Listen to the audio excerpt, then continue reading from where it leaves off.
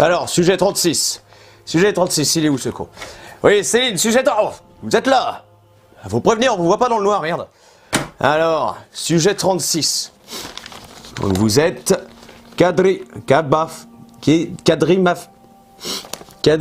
Bon, Bernard. Hein, on va t'appeler Bernard. Kadirov.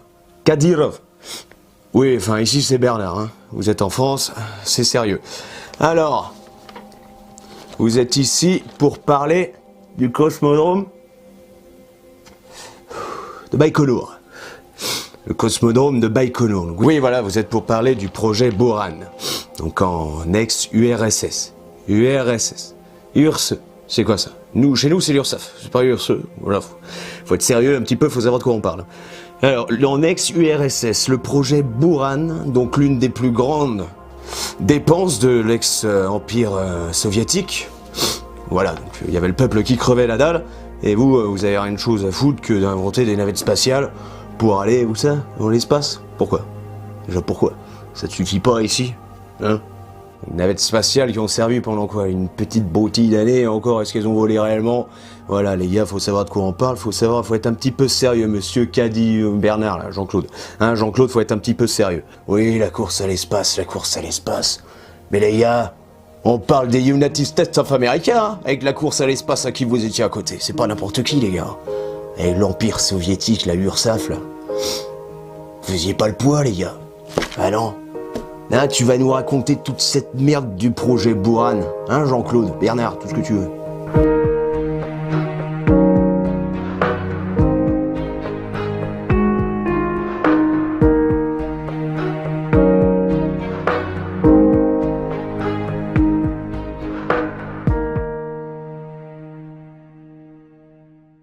Le programme de vaisseau spatial réutilisable soviétique Buran, donc écrit comme ceci en russe, signifie tempête de neige. Ça, tempête de neige, il se foutrait pas à moitié de notre gueule, ces Ruskov. Bah alors attends, écoute. Ah, tiens, ça veut dire pied dans ton cul, ça. Je crois que vous avez déjà fait connaissance. Bref, le projet a été lancé en 1976 en réponse au programme américain de navette spatiale. Les dirigeants soviétiques, convaincus que ce programme américain allait être utilisé à des fins militaires, ont voulu disposer d'un engin équivalent afin de maintenir l'équilibre des puissances durant la guerre froide. Donc en gros, ils ne voulaient pas être sous dépendance américaine. Ça leur fait peur d'avoir à bouffer dans leur assiette ou quoi? Non, c'est un peu plus compliqué que ça. Rappelons que les États-Unis et la Russie sont en guerre froide depuis 1947, non pas une guerre de territoire, mais plus une guerre idéologique et culturelle. Mais bref, nous écartons du sujet. Le projet Buran a été le plus coûteux de toute l'histoire. Je te dirais pas de ramener ton petit cul et tes petites gambettes ici parce que... Je te rappelle. Continuez. Oui, donc le projet Buran a été le plus coûteux de toute l'histoire de l'exploration spatiale soviétique. Ce lanceur spatial lourd, donc développé dans les années 70 par l'Union soviétique, est capable de balancer en orbite plus de 100 tonnes. 105 tonnes en orbite.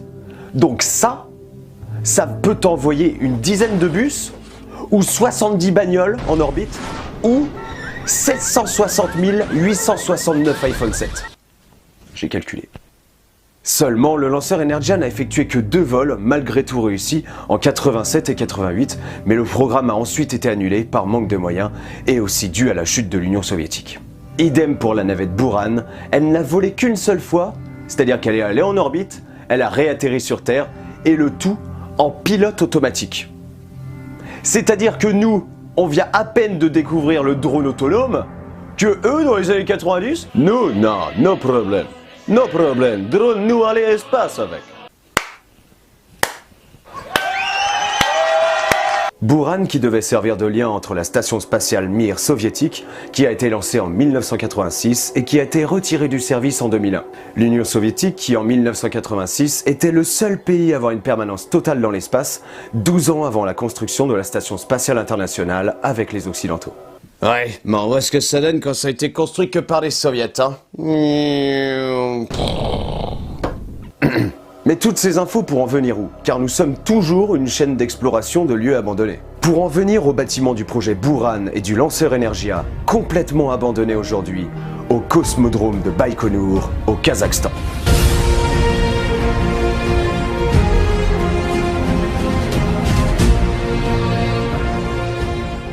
Deux navettes délabrées se trouvent dans le hangar MZK. Les navettes OK 1.02 étaient presque terminées quand le projet Buran Energia a été complètement arrêté en 1993. L'achèvement était pourtant évalué à 97%. Son premier vol était prévu pour 1993 afin de rejoindre la station Mir en pilote automatique, mais cette mission n'eut jamais lieu et les futurs trajets furent dédiés aux navettes américaines. Ah bah voilà, là on peut faire confiance au moins. T'es sûr que c'est pas la communauté internationale qui a pas demandé plutôt?